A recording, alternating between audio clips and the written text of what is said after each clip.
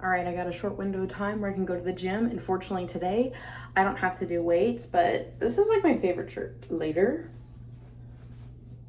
Hater. Maybe you've seen it in one of my shorts, but absolutely my favorite. Now I got the camera all crooked. I'm gonna go. It was hamstring machine, treadmill, rowing machine, came home, and I make a lot of egg whites to do a nice sandwich full of egg whites, but I didn't realize we were out of salsa because I was going to eat the rest with salsa, and so it ended up being kind of sad with just Tabasco sauce. And yeah, also did some chin-ups and pull-ups on the car left in the garage because why not? This is a horrible pull-up bar.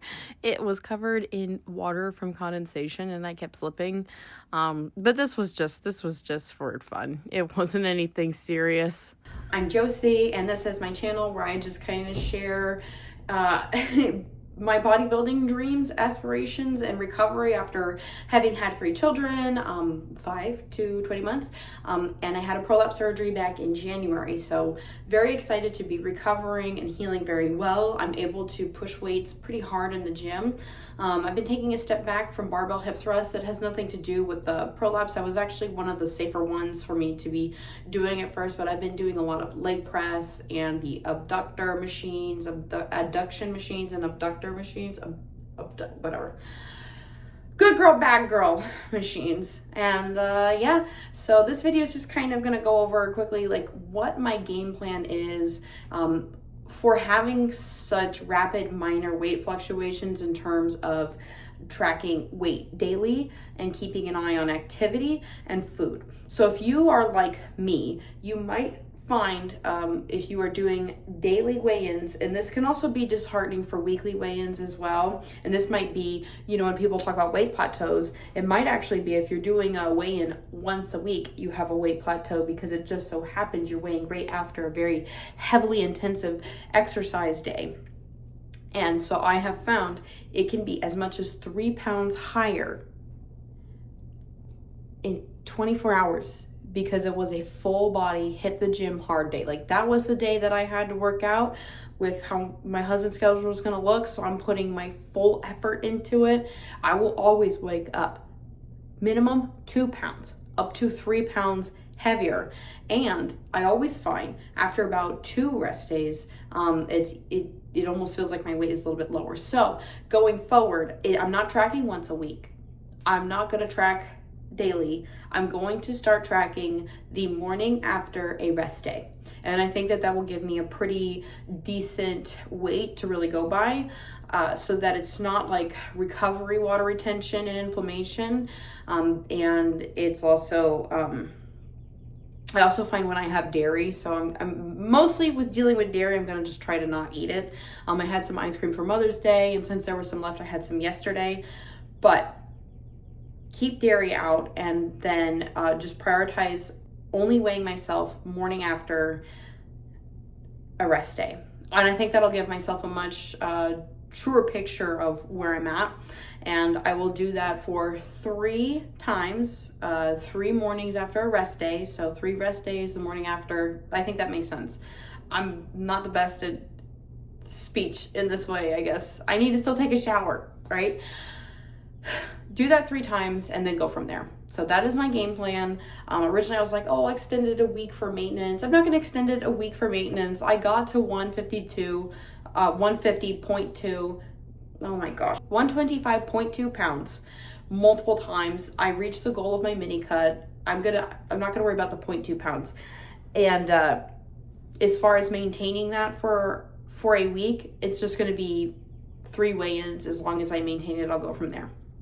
So keeping an eye on what my calories are going to be, and not worrying about the water retention that comes from weight training. I will say, as much as some people say daily weigh-ins are bad for mental health, if you are tracking the food, as in like you're keeping an eye, is it high sodium, is it carbs, you know, you're keeping track of what type of food you're having, you're keeping track of the bowel movements you are having, and you are keeping track of the intensity of exercise that you are doing, that can all affect weight training.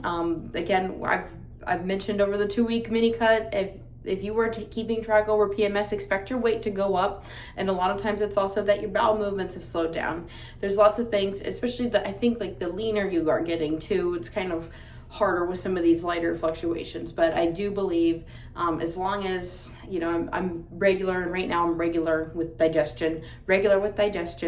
Morning after a rest day is a great time to measure weight and not have to really worry about that. So I'm excited. I was a little confused, well, not confused, but a little unsure, like, well, how do I really accurately know what I'm weighing? And it's like, well, that makes sense. Just do it after a rest day.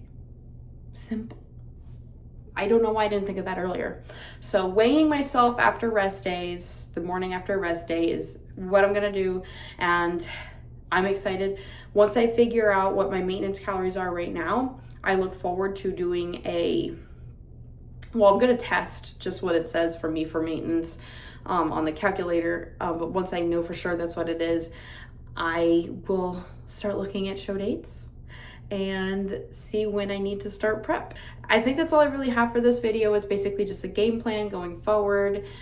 These videos might be somewhat boring for some, but if you are brand new to looking into getting into a bikini competition or any kind of bodybuilding competition, because that's what I'm starting, that's what these video uploads are going to be, or if you have been following along because of the prolapse journey, you know, and you just want to see me living my life like it's hopeful, like, okay, she had a relatively intensive recovery, so I had a rectocele and I had corrective surgery for that, and it just is nice to see, like, if it's something that you're debating getting, obviously our results might be different. There's also different types of prolapse, but if you feel like I give you a little bit of brightness and hope in your day and you'd like to see more of my face in your feed, feel free to subscribe. If you like this video, thumbs up. If you have any comments or questions, you know, feel free to put them in there. As long as they're tasteful, I'll respond. But I'm very excited. I'm excited for anyone who is following along to share this journey with you. And I really look forward to learning more about my body, like really learning about my body, learning about how my metabolism works, you know, how to fill up muscles or get a flattened look, just everything having to do with bodybuilding. It's just kind of like a living sculpture, in my opinion. And I think it's really cool. I'm excited for that. I'm excited for my first ever actual prep and show. So I hope that you have a wonderful rest of your week. And if you are recovering from a prolapse surgery as well, I wish the best to you, just as I wish all the healing for me as well. We're in it together, ladies. You have a great day. Bye.